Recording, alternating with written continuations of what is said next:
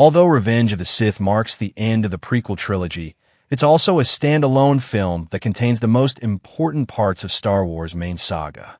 Unburdened by the need for world-building, this then new chapter in the story has all the space it needs to fully flesh out Anakin's relationships with Padme, Obi-Wan, the Jedi Order, the Galactic Republic, and the newly christened Emperor Palpatine.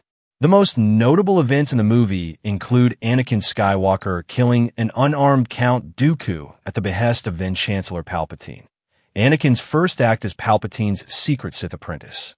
In fact, Revenge of the Sith is when Palpatine fully turns Anakin against the Jedi Order, Darth Sidious masterfully leveraging the weaknesses of both against the other. From the tragedy of Darth Plagueis the Wise to the restructuring of the Republic into the Galactic Empire, everything paves the way for the rise of both Darth Vader and Emperor Palpatine, two of the most iconic villains in 20th century sci-fi. Moreover, Revenge of the Sith also includes Order 66, the fall of the Jedi Order, and the birth of both Leia and Luke Skywalker. And apart from the deaths of Padme and Dooku, this movie also sees Obi-Wan killing General Grievous and Palpatine killing Mace Windu.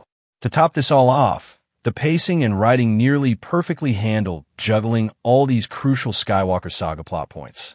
And not to bury the headline, but the action in this movie isn't bad either. Let's not forget that Revenge of the Sith is where Anakin and Obi-Wan finally cross lightsabers. In this sequence, the action expresses what the dialogue cannot. Anakin shows off why he's the most feared duelist in the galaxy, and Obi-Wan displays the Jedi's mastery of defensive de-escalation. While Hayden Christensen's acting was criticized throughout the prequels, this film is where Christensen's Anakin truly shines.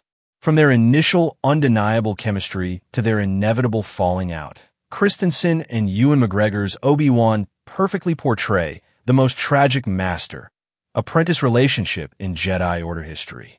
And this brings us to the last reason why Revenge of the Sith is the best movie in the franchise.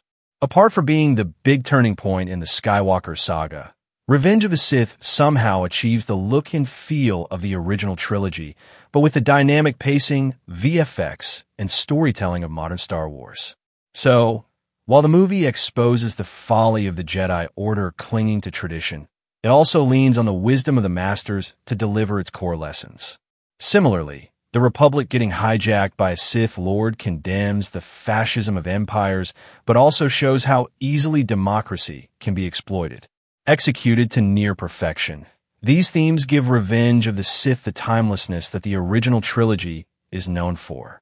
And while it's certainly not a perfect movie, Episode 3, Revenge of the Sith represents the culmination of everything that makes the Star Wars franchise awesome. But what do you think? Are you going to see Revenge of the Sith when it re-releases in theaters for its 25th anniversary? Which Star Wars movie do you think is actually the best in the franchise? Tell us your thoughts in the comments. And keep watching Movie Recap Pro.